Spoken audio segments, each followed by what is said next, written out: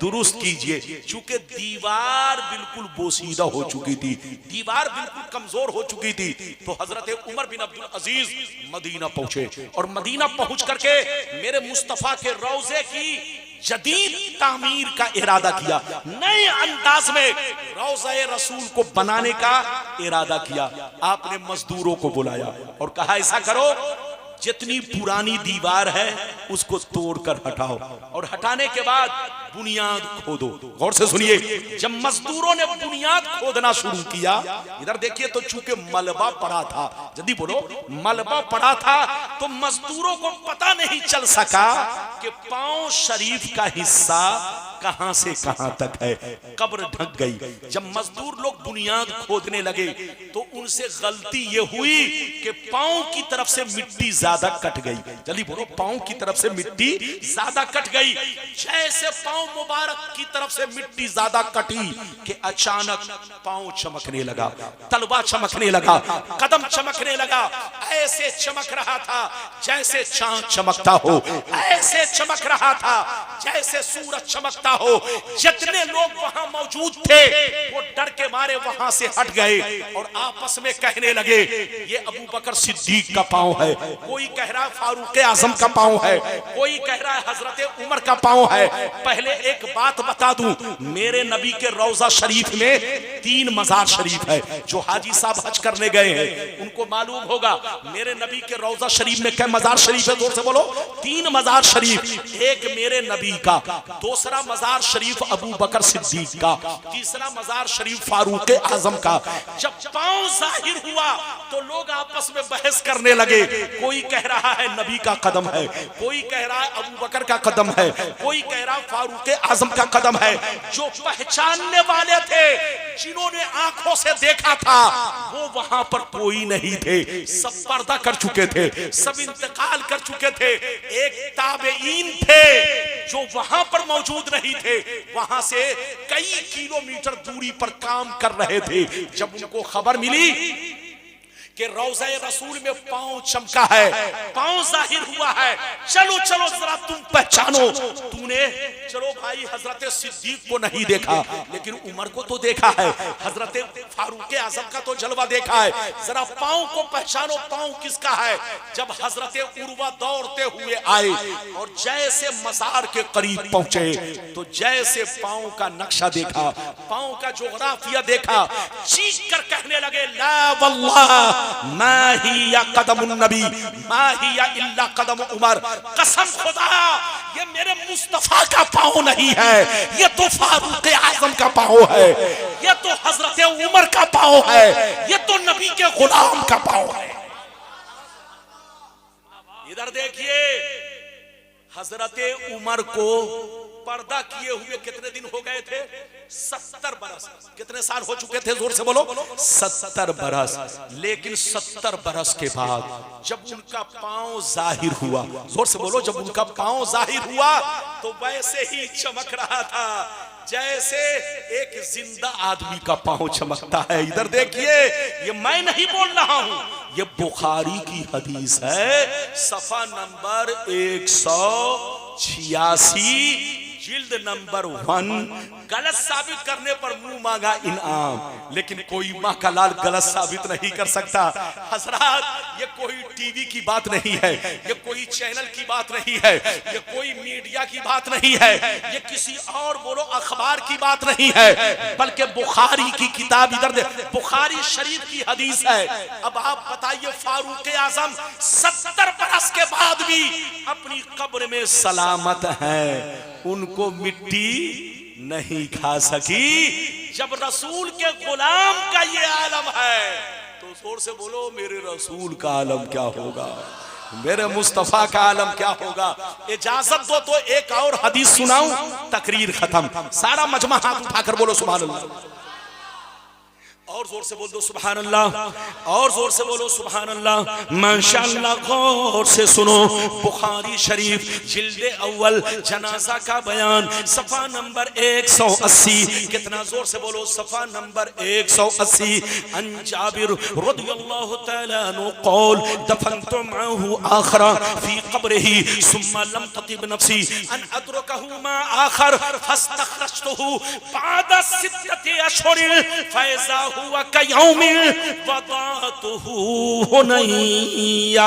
हजरत जाबिर कहते हैं कि जब मेरे अब्बा जंगे उहुद में शहीद हो गए, जब मेरे अब्बा जंगे उहुद में शहीद हो गए तो मैंने अपने अपने अब्बा को चटियल मैदान में कब्र खोद कर दफन कर दिया। जैसे दफन कर रहा था कि इतने में दूसरे शहीद का जनाजा पहुंच गया, दूसरे शहीद का जनाजा पहुंच गया। मौका इतना नहीं मिल सका कि दूसरी कब्र खोद सके। मैंने मजबूरी में अब्बा की कब्र में उनको भी दफन कर दिया, यानी एक कब्र में दो लोगों को दफन कर दिया। दफन करने को तो कर दिया, लेकिन जब मैं घर पहुंचा तो दिल घबराने लगा, दिल बेचैन होने लगा। रात में सोचता ख्याल आता, अब्बा क्या सोच रहे होंगे, अब्बा की रूह तड़प रही होगी। ऐ जाबिर, तूने ये क्या किया, एक कब्र में दो लोगों को दफन कर दिया। हजरत जाबिर कहते हैं सोचते सोचते 6 महीना गुजर गए। करूं तो क्या करूं, करूं तो क्या करूं, करूं तो क्या करूं। हजरत जाबिर कहते हैं कि जब 6 महीना गुजर गए तो मैंने इरादा पक्का कर लिया, अब्बा का मज़ार अलग बना दिया जाए, अब्बा की कब्र अलग बना दी जाए, अब्बा को वहां से निकाल कर अलग दफनाया जाए। ये बुखारी की हदीस सफा नंबर 180। हजरत जाबिर कहते हैं कि मैंने 6 महीना के बाद अब्बा की कब्र को खोदना शुरू किया तो मैंने क्या देखा, मेरे अब्बा ऐसे लग रहे थे जैसे मैंने आज ही दफन किया है। नारे तकबीर, नारे तकबीर, नारे रिसालत, नारे रिसालत। फैजान ताजु शरिया कॉन्फ्रेंस, फैजान ताजु शरिया कॉन्फ्रेंस। कितने लोगों ने हदीस सुन लिया, हाथ उठाकर बोलो सुभान अल्लाह। 3:30 हो गए। अब बताइए, तकरीर अब मौलाना की आगे नहीं बढ़ेगी, इसलिए कि बहुत ज्यादा टाइम हो गया। अब शोराए किराम आएंगे, उनको इधर देखिए। आपने हदीस सुन लिया, बुखारी शरीफ की हदीस। हजरत जाबिर ने अपने अब्बा को कितने दिन के बाद कब्र से निकाला, जोर से बोलो, बस तकरीर खत्म हो रही है। हजरत जाबिर ने अपने अब्बा को कब्र से कितने दिन के बाद निकाला, 6 महीना के बाद। इधर देखिए, ये तो एक हदीस है, मगर दूसरी हदीस क्या है कि जब हजरत अमीर मुआविया ने नहर बनवाया, क्या बनवाया, जल्दी बोलिए, अरे बोलिए। जैसे आप देख रहे हैं, हर आदमी की जब हुकूमत आती है तो कुछ न कुछ काम करता है, बोलो काम करता है कि नहीं।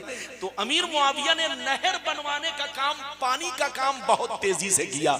जगह जगह शहर में नहर बनवाया कि लोगों को पानी की तकलीफ ना हो। तो हजरत अमीर मुआविया रज़ियल्लाहु ताला अन्हु ने एक काम ये किया कि जो नहर मदीने की तरफ गई, इधर देखिए, जो नहर मदीने की तरफ गई वो नहर का रास्ता कहां से निकला जानते हैं?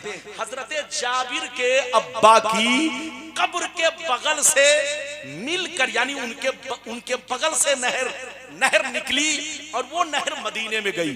कुछ दिनों के बाद नहर का पानी कब्र में जाने लगा। जब नहर उबला तो कुछ दिनों के बाद, जोर से बोलो, नहर जब भरा, उबला, तो वो पानी कुछ दिनों के बाद कब्र में जाने लगा। जब कब्र में जाने लगा तो कब्र खुल गई। कितने दिन के बाद? ये वाकया 40 साल के बाद पेश आया। कितने दिन के बाद, जल्दी बोलिए? 40 साल के बाद हजरत जाबिर के अब्बा को इंतकाल किए हुए, जल्दी बोलिए, पर्दा किए हुए कितने बरस हो चुके थे? 40 बरस। दूसरी हदीस में है कि 40 बरस के बाद जब उनकी कब्र खुल गई तो हजारों लोगों ने अपनी आंखों से देखा कि उनका कफन वैसे ही चमक रहा है। चेहरा भी वैसे ही चमक रहा है। हजरत जमीन सबको नहीं खाती, बेईमानों को खाती है, शैतानों को खाती है, शराबी जुआरी को खाती है। अल्लाह वालों को जमीन खाती नहीं, जमीन एहतराम करती है, जमीन इज्जत करती है। और जमीन उसको खाएगी जो मरकर, बोलो जो मर जाए। लेकिन अल्लाह के वली जाहिरन, इधर देखो, जाहिरन लगेगा कि रूह निकली है, लेकिन हकीकत यह है वो जिंदा है। हाथ उठाकर बोलो, हकीकत ये है वो जिंदा है। गौसे आजम आज भी अपनी कब्र में आराम फरमा है। हम गुलामों को जैसे कल देखते थे आज भी देखते हैं। आपको पता है गौसे आजम का क्या मर्तबा? इधर देखिए, वैसे तो हर जमाने में गौस होते हैं, हर जमाने में वली होते हैं, लेकिन मेरे मुस्तफा, मेरे रसूल तमाम गौसों के सरदार, जिनको गौसे अकबर कहा जाता है। मेरे रसूल क्या है? जोर से बोलो, गौसे अकबर। गौसे अकबर मेरे रसूल। उसके बाद मर्तबा है गौसियत कुबरा का।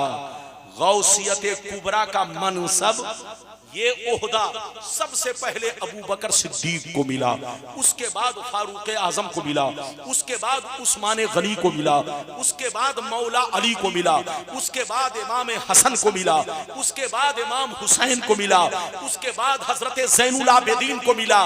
ऐसे ही सिलसिला बसिलसिला इमाम हसन अस्करी तक जितने वली दुनिया में तशरीफ लाए, इधर देखिए, सब गौसियत कुबरा पर, ये जिन बुजुर्गों का मैंने नाम लिया, ये सब के सब गौसियत कुबरा के मनसब पर फायज हुए।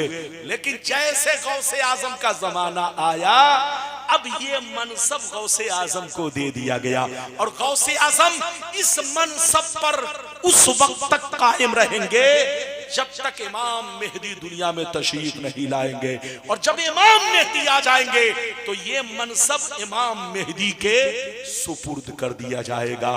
गौसे आजम ऐसे वली हैं, और सिर्फ वली नहीं, वलियों के सरदार। जोर से बोलो, वलियों के पेशवा, वलियों के रहनुमा। इनकी शान में ऐरे गैरे नत्थु खैरे तो छोड़ो, अगर वली की गुस्ताखी करे तो उसकी विलायत छीन ली जाए। किसी वली को विलायत उस वक्त तक नहीं मिल सकती जब तक कि गौसे पाक राजी न हो जाए। गौसे आजम अल्लाह के ऐसे वली, ऐसे महबूब हैं कि जो इनकी शान में गुस्ताखी करेगा पूरा खानदान बर्बाद होगा, पूरी नस्लें बर्बाद होंगी, और वो सीधे जहन्नम में पहुंचेगा। जहां भी रहिए गौसे आजम की गुलामी का पट्टा अपने गले में डाल कर रहिए। जहां भी रहिए मुसीबत में आप अपने सरकार गौसे आजम को दिल से पुकारिए, कहिए या शेख अब्दुल कादिर जिलानी शैलिल्लाह, इंशाअल्लाह वो आपकी मदद को जरूर पहुंचेंगे। गौसे आजम अल्लाह के उन वलियों में है जो वलियों के सरदार गौसियत कुबरा के मनसब पर फायज है। हजरात इधर देखिए, और सरकार गौसे आजम का वो मर्तबा है कि हम जैसा नाकारा उनका क्या खुतबा पढ़ सकता है। जिनकी माँ वलिया, जिसका बाप वली, जिसके नाना वली। इधर देखिए, तकवा का ये आलम, परहेजगारी का ये आलम कि नदी से बहता हुआ सेब जा रहा था। अब्बा हुजूर ने भूख लगी थी, खा लिया, लेकिन बाद में अफसोस हुआ ये किसके बागीचे का सेब था, बगैर इजाजत के मैंने खा लिया। आज का मुसलमान एक देखो, एक सेब तो छोड़ो, अगर एक टड़क सेब मिल जाए तो पता ना चले कहां लापता हो जाए। जोर से बोलो। लेकिन ये गौसे आजम की शान, उनके आबाओ अजदाद की शान है। गौसे आजम के वालिद गिरामी इतने मुत्तकी परहेजगार, और गौसे आजम की वालदा इतनी, इधर देखिए, इतनी बड़ी मुत्तकी परहेजगार, यानी माँ भी वलिया, बाप भी वली, नाना भी वली, दादा भी वली। हजरात यकीनी बात है, जिसका पूरा खानदान वली हो उसका बेटा वलियों का सरदार क्यों न बनेगा। इधर देखिए, वाह क्या मर्तबा, ऐ गौस है बाला तेरा, ऊंचे ऊंचों से, ऊंचे ऊंचों के सरों से कदम आला तेरा। क्या दबे जिस पे हिमायत का हो पंजा तेरा, शेर को खतरे में लाता नहीं। कुत्ता तेरा। जहां रहिए आबाद रहिए, खुश रहिए, बुजुर्गों के नक्शे कदम पर चलिए, बुजुर्गों की याद मनाइए, नमाज जरूर पढ़िए। हाथ उठाकर बोलो नमाज जरूर पढ़िए। इधर देखिए, दुनिया में सबसे बड़ी दौलत क्या है? ईमान। और ईमान के बाद सबसे बड़ी दौलत क्या है? जोर से बोलो नमाज। हाथ उठाकर बोलो क्या है? अपने घर को भी आबाद रखो, मस्जिद को भी आबाद रखो, दिल को भी आबाद रखो। मस्जिद आबाद होती है इबादत से, घर आबाद होता है कुरान की तिलावत से, और दिल आबाद रहता है अल्लाह रसूल की मोहब्बत से। जहां रहिए बस्ती को आबाद रखिए, और जहां रहिए नमाज रोजा की पाबंदी कीजिए, अपने माँ बहनों का हक अदा कीजिए, बच्चों को अच्छी तालीम दीजिए, अच्छी तरबियत दीजिए। इधर देखिए, सिर्फ बच्चों को पैसा कमाकर मकान बनाकर मत दीजिए, बल्कि हफ्ता में 1-2 दिन पर या शाम के वक्त जब भी मौका मिले अपने बच्चों को समझाइए, बेटा ये दिन है, ये रात है, अपनी जिंदगी कैसे गुजारनी है, तुमको दुनिया में इज्जत कैसे मिलेगी, नमाज पढ़ते रहो। इधर देखो, जो नमाज का पाबंद हो गया सारी बुराइयां उससे खत्म हो गई। इधर देखो, कुरान खुद कहता है इन्ना सलात तन्हा अनिल फहशाई वल मुनकर, बेशक नमाज बेहयाई और बुरी बातों से रोकती है। इसलिए आप मुसलमान हैं, नमाज की पाबंदी करें, बुजुर्गों के नक्शे कदम पर चलें, सब लोगों के लिए मिलजुल कर दुआ करें, मेरे हक में भी दुआ करें। साहिबे जलसा और जितने लोग ये हमारे कमेटी के बच्चे लोग मेहनत कर रहे हैं, सबके हक में दुआ करें। अल्लाह ताला सबको दीन दूना रात चौगुनी तरक्की अता फरमाए। आमीन आमीन बिजाहे सय्यदुल मुरसलीन। इंशाअल्लाह फिर मुलाकात होगी। इजाजत दीजिए, खुदा हाफिज।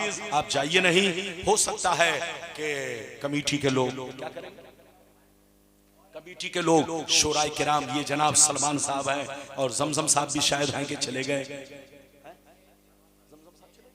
जमजम साहब चले गए। अब आप लोगों का दिल जब तक चाहे आप लोग बर्दाश्त कीजिए, मुझे इजाजत दीजिए। अस्सलाम वालेकुम।